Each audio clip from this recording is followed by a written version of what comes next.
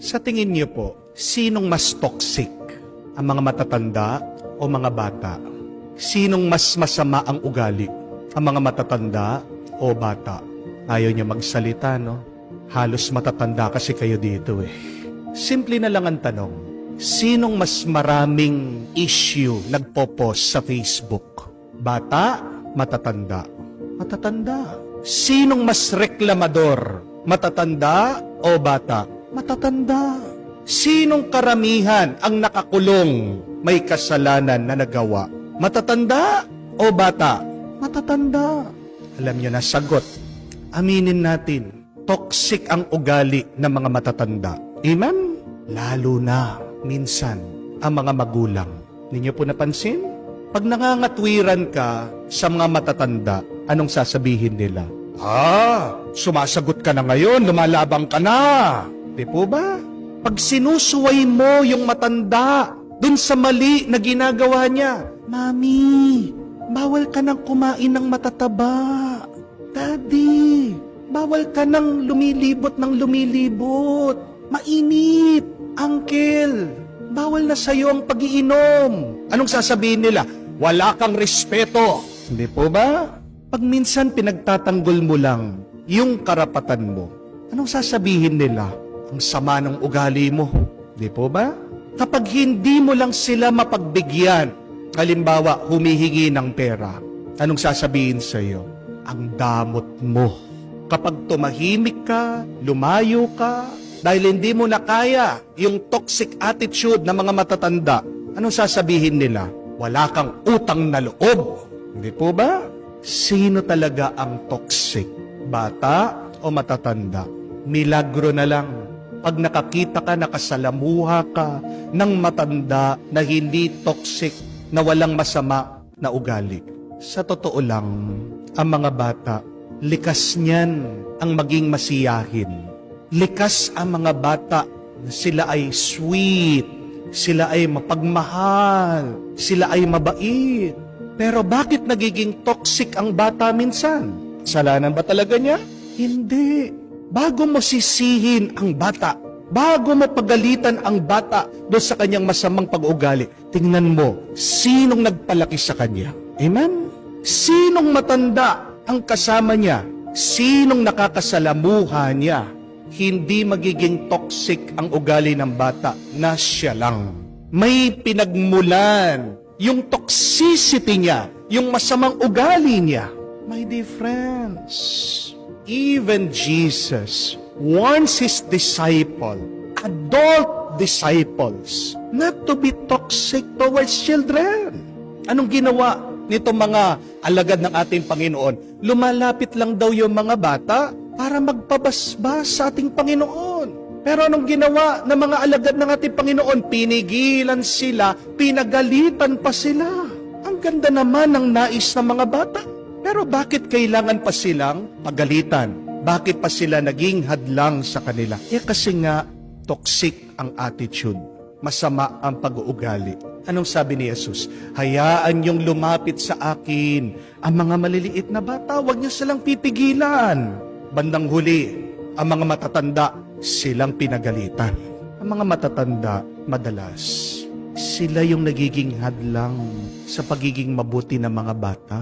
My dear friends, it is good to evaluate ourselves. Do we have toxic attitudes? What are my learned bad behavior? As we grow, we develop these patterns of bad thinking. As we grow, we learn how to treat others badly. Ang problema ng mga matatanda, dahil naisip nila, kala nila tama. Di po ba? Ang problema ng napakaraming matatanda, iniisip nila dahil matanda na ako, may edad ako ang tama. Pero mga kapatid, tandaan niyo po ito, hindi ibig sabihin, naisip mo, kahit na matanda ka, yan na ang tama at mabuti. Mga kapatid, hindi rin ibig sabihin na may edad ka na tama ka na. Marami kasi dyan, tumanda, pero walang pinagkatandaan. Aminin natin, marami ang mga matanda, pero tumanda na paurong. Masakit man sabihin, pero totoo. Please remember that. Your age doesn't make you right. What will make us right? It is wisdom. Pag alam mo ang katotohanan, matanda ka, bata ka, tama ka. Please, spare your children from your bad behavior. Maawa naman kayo sa inyong mga anak. Maawa naman kayo sa mga bata. Instead of having a toxic attitude, why not choose today to be an inspiring person? Amen? I think it is also good to us. In my life, as an adult, do I motivate the young?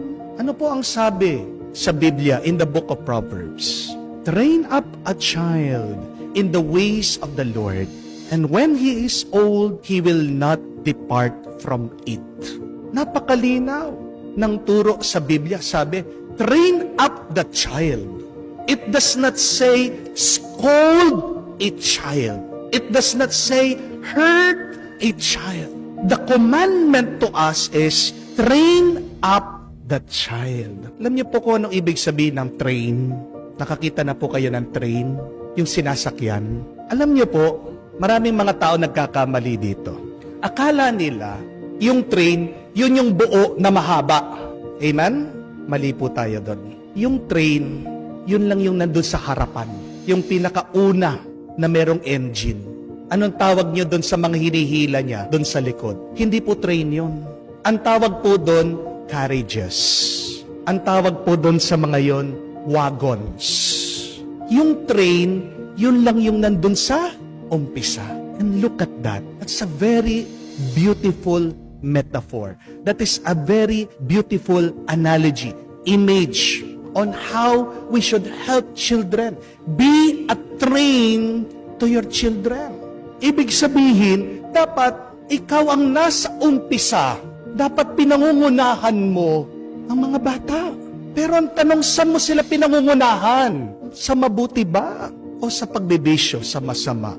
To train up a child means be in front of the child. Always. Be a good example to the child. Amen? To train up a child means you should lead the young ones. To train up a child means you should pull the little children towards the Lord. The best way to train a child is not by scolding them. It is not by punishing them. But the best way to train up a child is to show them, not only to speak to them. Tandaan niyo po, ang mga bata, ang mga anak niyo, palagi kayong minamasdan, palaging nagmamasid, natututo sila sa inyo, palagi, bawat segundo, bawat minuto. Kahit na hindi po kayo magsalita, kung naman meron kayong ginagawang masama, yun yung mapipick up nila, yun yung matututunan nila. We learn by seeing. Our eyes have ears. We listen through our eyes.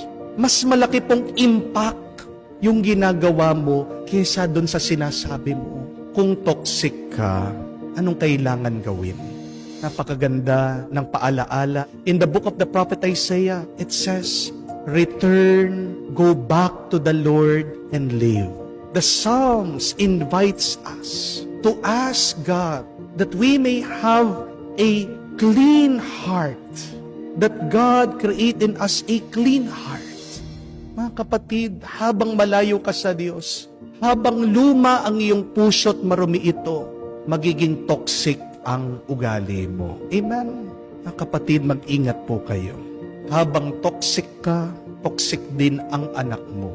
We pray that as adults, yes, we make mistakes, but let us correct them. May we help to train up our child in the ways of the Lord.